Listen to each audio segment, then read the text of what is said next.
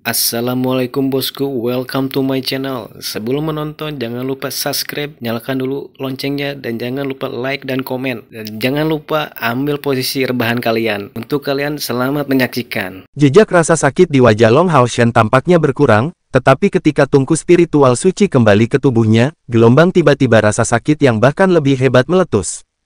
Api emas kemerahan yang kaya melelehkan rumah pertama Long Hao Shen dan Keir hampir seketika, membuatnya langsung jatuh ke bawah. Dari efek api sinar matahari yang tiba-tiba, apa yang tersisa dari pakaiannya terbakar, tidak meninggalkan apapun. Secara kebetulan, nyala api emas kemerahan itu membentuk layar yang sempurna, membuatnya sehingga hanya siluetnya yang bisa dilihat samar-samar, membuat situasinya terlihat tidak jelas. Hao Iwe menatap Long Hao Shen, kepala cahaya kecil paling melotot, dengan intens memancarkan gelombang ketidakberdayaan dari matanya, sebelum sekali lagi berbaring di bawah, dan menutup keenam matanya. Bola api sinar matahari yang serupa muncul di atas kepala Hao Iwe, bergerak berirama. Namun di saat-saat terakhir itu, semua orang bisa dikatakan cukup santai.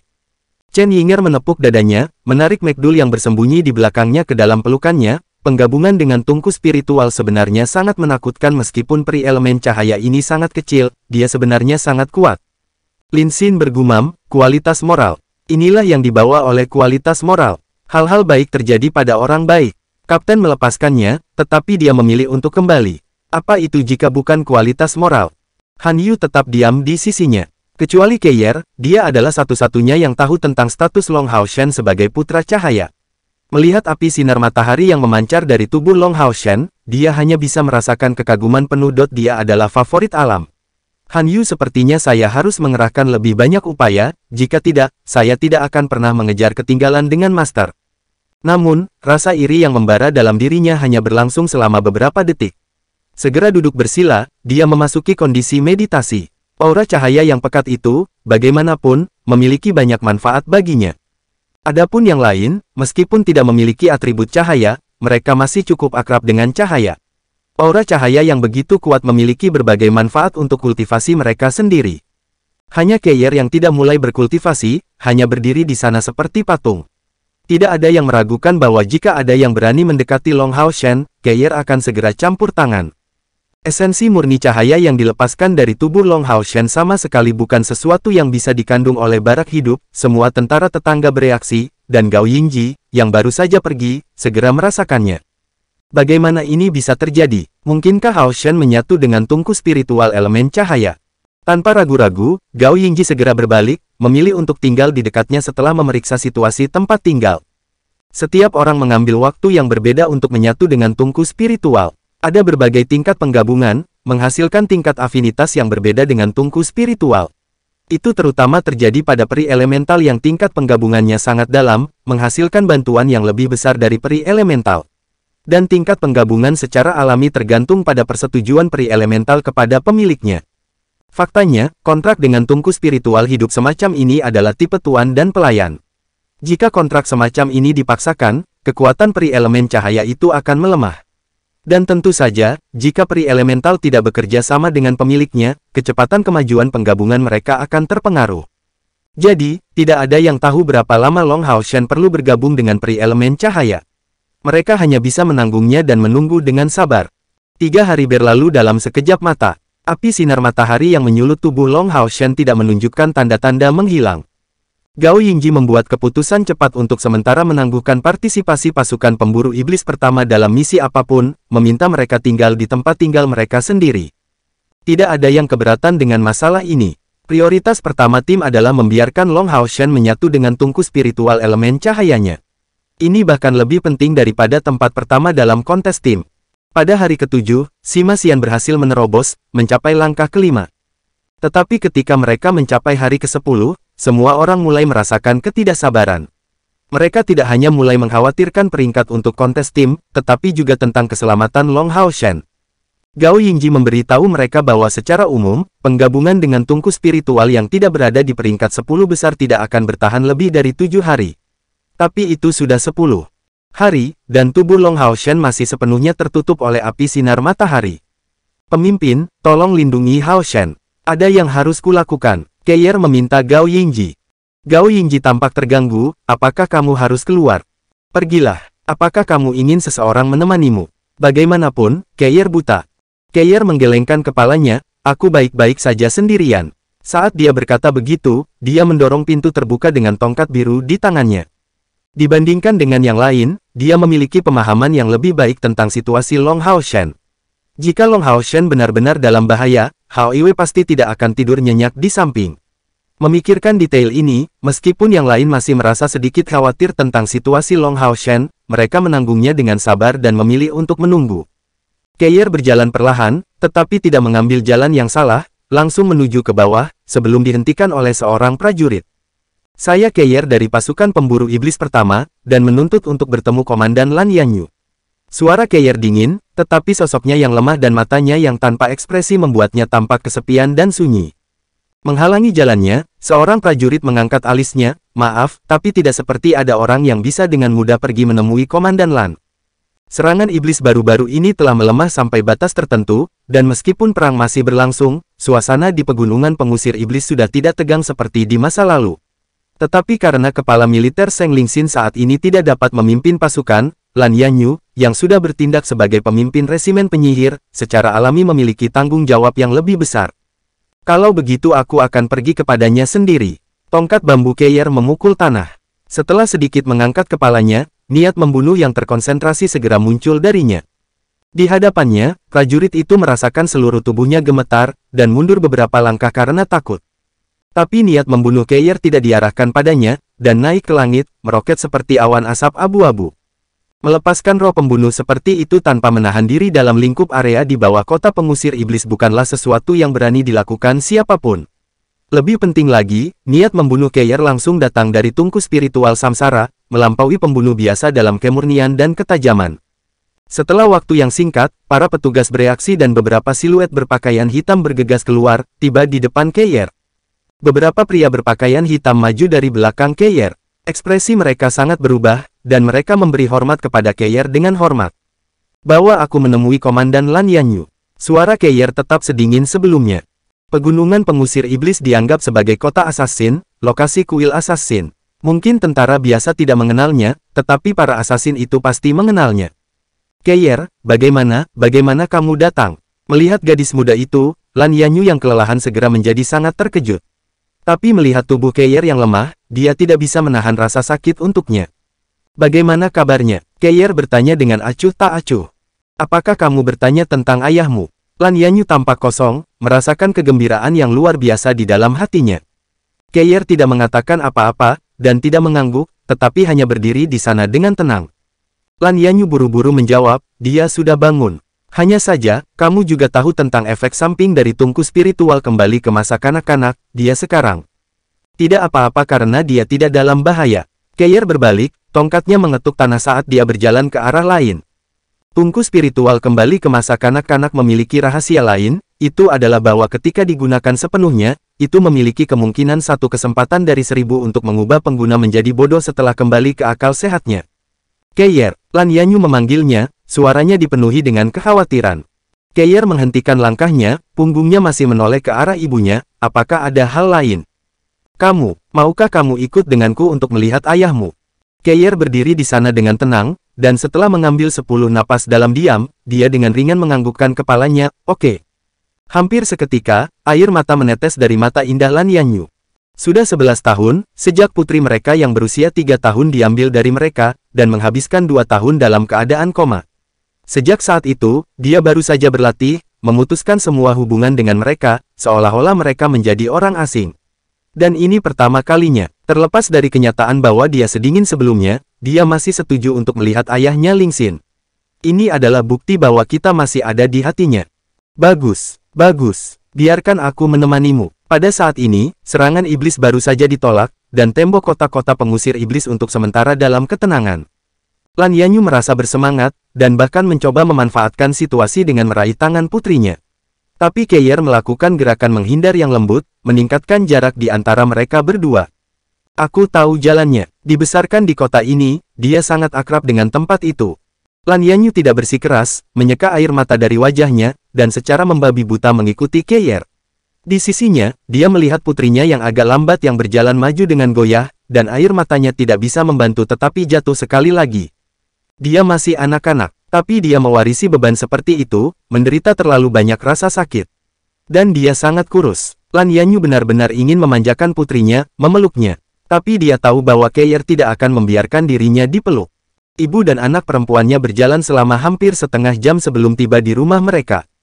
Halaman ini milik kuil assassin, tetapi biasanya, Seng Lingxin jarang kembali ke kediaman mereka. Sebagian besar waktu, dia akan tinggal di kantornya, tetapi setelah menggunakan tungku spiritual kembali ke masa kanak-kanak, situasinya saat ini harus dirahasiakan. Tidak ada yang diizinkan untuk mengetahuinya, jadi dia secara alami telah dikirim kembali untuk beristirahat di sini, di tempat Keir dibesarkan. Tongkat biru mengetuk tanah berturut-turut, menghasilkan suara, du, du, du, yang berulang. Masing-masing suara ini memotong tepat ke dalam hati Lan Yanyu.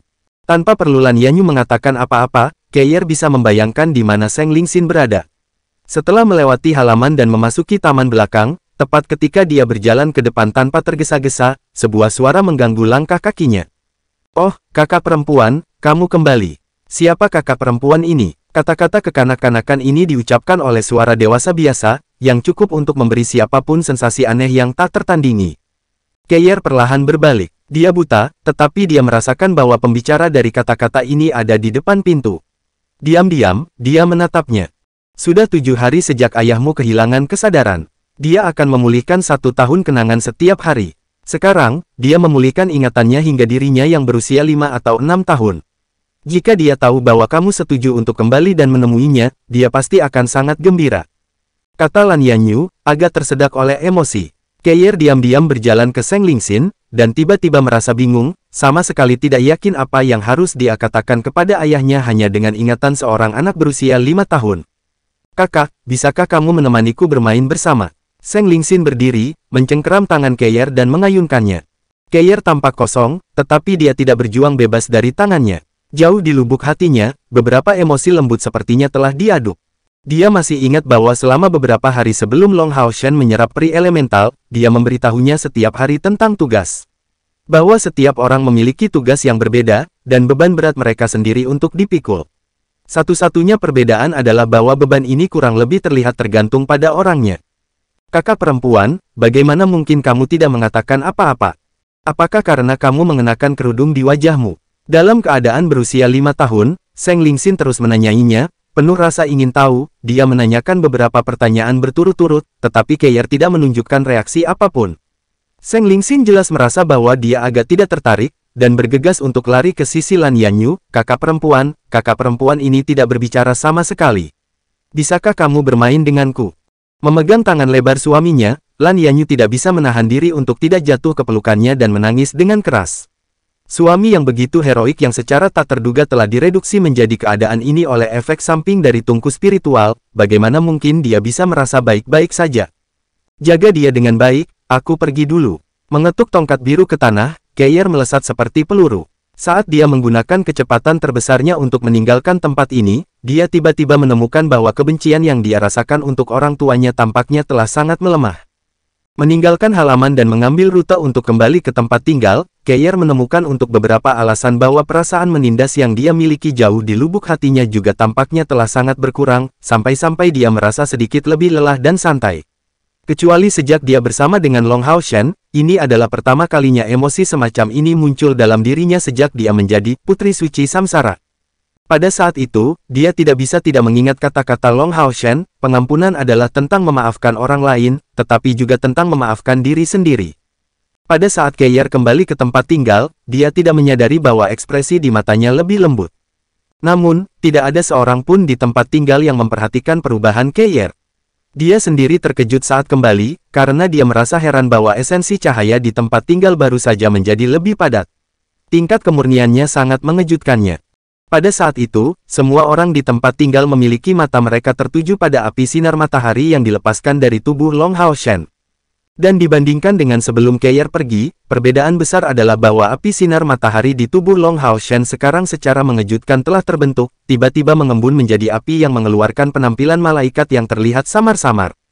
"Apa yang terjadi?" Keir bertanya pada Gao Yingji dengan sedikit nervous. Gao Yingji menjawab dengan suara kasar, "Jika saya tidak salah menebak, peri elemen cahaya yang menyatu dengan Hao Shen seharusnya sedang menjalani proses evolusi." "Dia benar, peri elemen cahaya memang berevolusi. Pada saat peri elemen cahaya menyatu dengan Long Hao Shen, dia merasakan fisik Long Hao Shen sebagai putra cahaya dan melepaskan semua kemampuan fisik dan mentalnya, berencana untuk menyatu sepenuhnya ke dalam tubuh Long Hao Shen. Meskipun dia ketakutan sesaat oleh Hao Iwei, ini tidak dapat mempengaruhi perasaan pengakuan peri elemen cahaya untuk Long Hao Shen. Sama seperti Raja Unicorn yang pada dasarnya memiliki sifat yang baik hati, putra cahaya pasti memiliki alam yang mudah didekati, dan hati emas. Ini membuat peri elemen cahaya membuang semua kekhawatirannya. Meskipun peri elemen cahaya ini dalam keadaan yang cukup lemah, luka-lukanya sembuh dengan kecepatan tinggi dan tubuhnya dipulihkan dalam proses penggabungan dengan Long Hao Shen. Kemurniannya hanya kedua setelah kemurnian dalam tubuh Long Hao Shen, dan pada saat yang sama kedua entitas itu menyatu dengan sempurna, perubahan lain muncul di tungku spiritual suci. Perpaduan antara putra cahaya dan peri elemen cahaya secara alami merupakan perpaduan sempurna antara dua keberadaan murni. Dapat dikatakan bahwa tidak ada yang memiliki tubuh yang cocok untuk menyatu dengan peri elemen cahaya seperti dia. Tapi tungku spiritual suci Long Hao Shen juga mengalami evolusi lain, mengeksploitasi dengan sempurna situasi sebelumnya, api sinar matahari murni yang memancar dari dalamnya. Itu adalah api sinar matahari yang terus-menerus dilepaskan di luar. Penambahan peri elemen cahaya dapat dikatakan telah dengan sempurna mengembangkan fisik Long Hao Shen sebagai putra cahaya, afinitas cahayanya yang luar biasa. Selanjutnya menambahkan bantuan peri elemen cahaya, energi spiritual yang terkondensasi terlalu besar. Itu tidak hanya mengubah tubuh Long Hao Shen, tetapi juga mengubah peri elemen cahaya itu sendiri. Setelah menjalani proses penggabungan selama beberapa hari, peri elemen cahaya yang akhirnya menyatu memiliki evolusi pertamanya. Peri elemental manapun setidaknya bisa berevolusi 3 kali lipat. Setiap evolusi akan sangat meningkatkan kemampuan mereka. Adapun apakah mereka akan dapat terus berkembang setelah ketiga kalinya, itu tergantung pada keberuntungan mereka sendiri.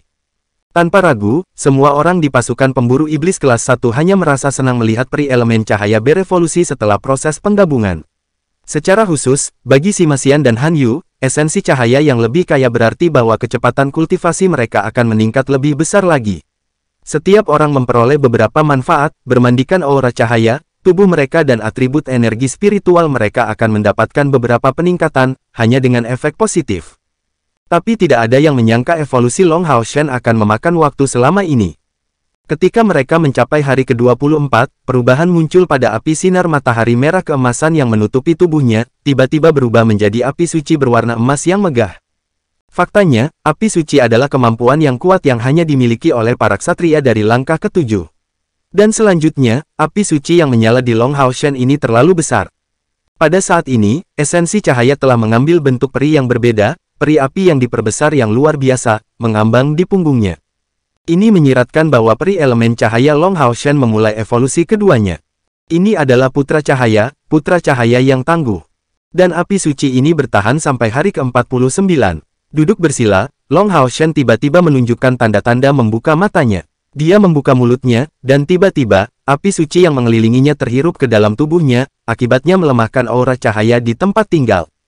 Perubahan mendadak segera membangunkan semua orang dari kondisi kultivasi mereka, mata mereka menatap Long Hao Shen pada saat yang sama. Seiring dengan melemahnya api suci yang terus-menerus, tubuh Long Hao Shen berangsur-angsur menjadi terlihat.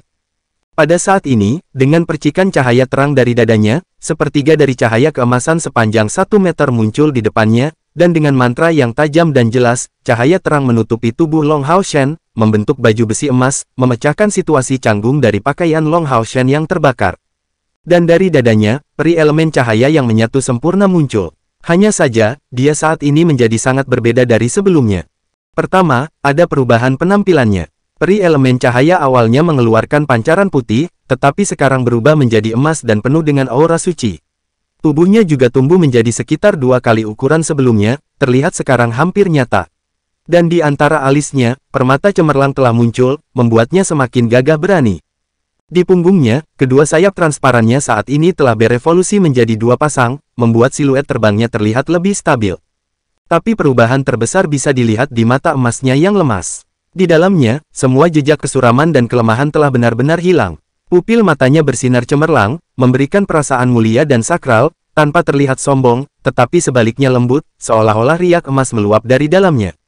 Dengan ringan mendarat di bahu Long Hao Shen, dan mengucapkan beberapa kata dalam bahasa peri sebelum menyentuh pipi Long Hao Shen, dia saat ini terlihat sangat puas. Api suci berangsur-angsur surut, membiarkan baju besi emas yang sepenuhnya terkondensasi dari esensi cahaya Long Hao Shen terlihat lebih menyilaukan. Semua kotoran hanya bisa menghilang di sebelah api suci-suci. Dan dengan demikian, terlepas dari kenyataan bahwa 49 hari telah berlalu, tubuhnya sebersih dan semanis sebelumnya. Saya telah membuat semua orang menunggu cukup lama. Cahaya terang di mata Long Hao Shen berkurang perlahan, mengembalikan mereka ke penampilan lemas mereka. Berdiri, matanya tampak sangat menyesal. Sima Xian tertawa terbahak-bahak, itu tidak lama sama sekali. Jika bukan karena dukungan penggabungan kapten, saya tidak tahu berapa lama waktu yang akan saya ambil untuk menerobos ke langkah kelima. Dapat dikatakan bahwa selain dirinya sendiri, orang-orang yang paling diuntungkan dari evolusi ini adalah Sima Xian dan Han Yu.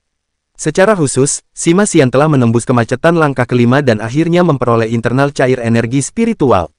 Gao Yingji menyatakan kepadanya, sambil tersenyum, kamu akhirnya bangun. Meskipun demikian, kamu memberi saya terlalu banyak kejutan bagus. Peri elemen cahaya tiba-tiba berevolusi 2 kali. Apalagi pernah melihat ini, saya bahkan belum pernah mendengar tentang hal semacam ini terjadi sebelumnya. Sepertinya hubungan antara kalian berdua bukanlah hubungan biasa. Dengan mengangkat tangannya, peri elemen cahaya yang terhubung secara mental terbang ke telapak tangannya. Mengincar peri cahaya yang cantik, Long Hao Shen tersenyum, dia memberitahuku bahwa namanya Yating. Selamat telah memperoleh tungku spiritual kedua Anda Tuan. Han Yu berkata kepada Long Hao Shen sambil tersenyum. Chen Yinger mengerutkan kening dengan prihatin, tapi aku tidak menerobos. Mengapa saya tidak memiliki atribut cahaya?